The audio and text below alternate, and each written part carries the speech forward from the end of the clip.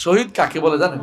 আল্লাহর দ্বীনের বাণীকে লা ইলাহা ইল্লাল্লাহ এটাকে বুলন্দ করার জন্য যে ব্যক্তি মারা যাবে সে ব্যক্তি শহীদ হবে।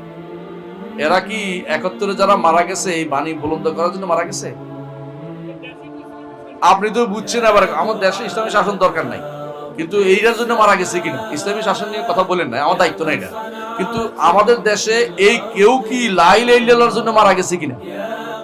তো লা ইলাহা মারা না গেলে লা ইলাহা ইল্লাল্লাহর জন্য মরতে হবে, কথা বুঝেন কিনা? ইসলামী অনুশাসন আমার ফরজ না, কিন্তু লা ইলাহা ইল্লাল্লাহর জন্য মরতে হবে, তাওহীদের জন্য মরতে হবে, কালেমাতু লা ইলাহা ইল্লাল্লাহ রক্ষার্থে আপনাকে মরতে হবে। এইটার যতটুকু আছে অতটুকু আপনাকে রক্ষা করে চলতে হবে। মানে যেটুকু লা ইলাহা ইল্লাল্লাহর দাবি অনেক বেশি, আপনি কোন দাবির জন্য মরছেন আপনি বলবেন। যারা মারা গেছে ৭১ স্বাধীনতা যুদ্ধে, তারা যদি কোনো কালিমাতু লা ইলাহা ইল্লাল্লাহ একমাত্র আল্লাহর কর্তৃত্ব প্রতিষ্ঠা করবো, কোথায়? পরিবারে, সমাজে, রাষ্ট্রে, আইনে, বিচারে, সব জায়গায়, এই জন্য আমি মরে যাচ্ছি, তাহলে অবশ্যই তিনি শাহাদাতের মর্যাদা পাবেন। আর যদি তিনি মনে করেন কি দেশ মাতৃকা রক্ষার্থে অথবা ভাষার জন্য রক্ষার্থে, তাহলে শহীদের মর্যাদা পাওয়ার কোনো কারণ নেই। কথা বুঝতে পারছি? সুতরাং কেউ আবেগ দিয়ে কাউকে শহীদ বলে ফেলবেন না। আর কেউ শহীদ হলেও তাকে আমরা বাদ দিচ্ছি না, কিন্তু তার নিয়তের উপর নির্ভর করে, কে কোন নিয়তে করছে আমরা জানি না। কাউকে শুধুমাত্র আমরা কোনো কারণে বলবো না, আমরা একটাই বলবো, রাসূলুল্লাহ সাল্লাল্লাহু আলাইহি ওয়াসাল্লাম যেটা বলেছেন।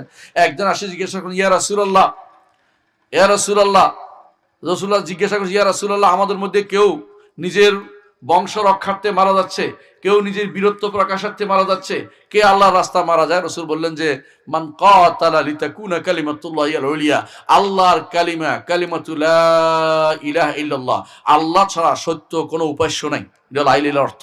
আল্লাহ ছাড়া জীবন, আল্লাহ তাআলা জীবনদাতা, আইনদাতা, এটার কোনো অর্থ নাই। এটা অর্থ হচ্ছে কি, আল্লাহ ছাড়া সত্য কোনো উপাস্য নাই, একমাত্র আল্লাহর ইবাদত প্রতিষ্ঠা করার জন্য এবং শিরিক মুক্ত, তাওহীদুল ইবাদতে শিরিক না হওয়া, এটা মুক্ত করার জন্য যে ব্যক্তি মারা যাবে সে ব্যক্তি শহীদ হবে। কথা বুঝছেন? খেত দখল, চর দখল, হল দখল, এগুলির জন্য মরে গেলে শহীদ হয় না।